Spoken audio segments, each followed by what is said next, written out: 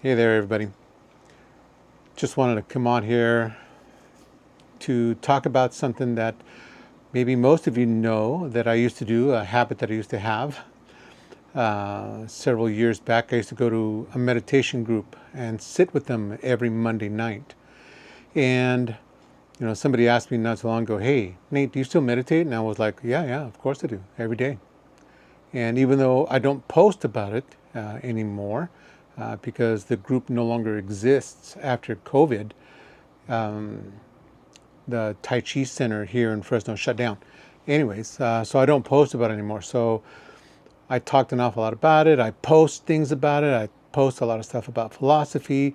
So maybe some of you out there might be interested in knowing and or understanding the style of meditation that I do. The style of meditation that I do is called silent mindful meditation.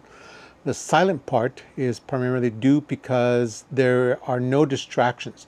You're not listening to headphones with music or bells or chanting or anyone going om during the process of this particular type of meditation. The mindfulness portion is because you're paying attention to your exhalations, your breath. You're focusing on your breath. Why? Because your breath is something you have with you, readily available everywhere you go, literally. And I don't sit in a lotus. I'm a little bit older, and my body doesn't work that way no more. And I don't know that it ever has. Anyways, I just sit in a chair, back straight, almost as if someone's got a rope that's hooked to the crown of your head here, right to your skull, and is pulling up on it. So it makes your back nice and straight, the column of your spine. It's the support center for your torso and the rest of your body. So, and it also opens up that area where your diaphragm is and allows you to breathe rather effortlessly. So I'm gonna cut to the chase here pretty quick. And I'll probably make subsequent videos to talk more about, the style, and maybe share a funny story or two, that I've experienced over the years. So here we go. What's the method? You count your exhalations from 1 to 10, and then you just simply start over again. Eyes open or closed, you can do either one, but for most beginners, if you close your eyes, you tend to start to rubberneck and fall asleep. Ask me how I know. So it is not until after you've been meditating for some time that you develop the ability to be able to stay awake and be able to meditate with your eyes closed. And how does it go? I'm going to give you a brief example of what usually happens to beginner meditators. They'll start out something like this. They'll be sitting up straight, and all they do is count from 1, their exhalations from 1 to 10, and then start over again. And it usually goes like this.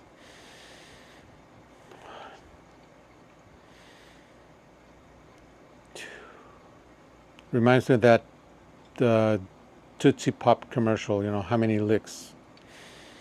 3. Anyways, usually for most beginners, they'll get to about 2 or 3 and a thought will pop into their head, right? And it usually involves something to do with the past. Like, is it really to the left? That's the past? I don't know. Anyways, that way, to the past. And immediately followed by a thought of the future. Now, a brief example, it kind of looks something like this, what pops up in your head, the voice, you hear your own voice inside your head. It usually goes something like this.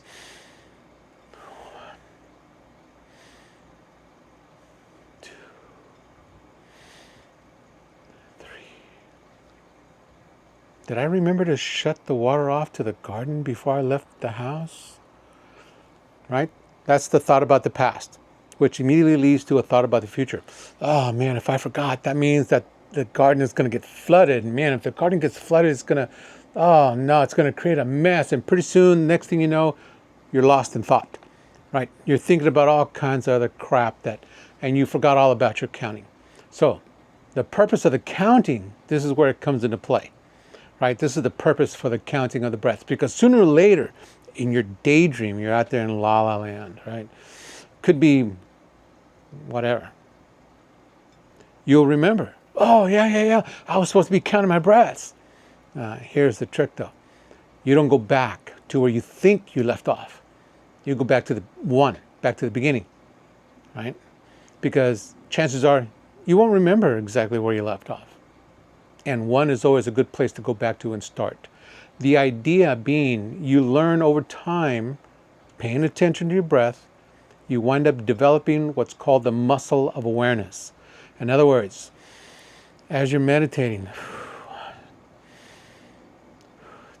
another thought will arise and you'll see it inside your head. You'll become aware that a thought has arisen, but you'll remember, hey, I'm supposed to stick to counting my breaths, right? I'm not going to get distracted by this thought. And you'll see the thought and you'll go, I see you, sneaky thought.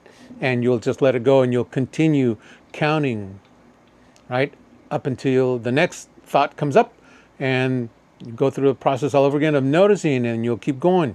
Now, for most first-time meditators, they have a hard time getting all the way through from 1 to 10 without getting lost in thought. And that's just like with any other practice. If you're out there going to the gym, building muscles and stuff like this, it takes a while. You don't get big muscles right away. You don't get strong muscles overnight.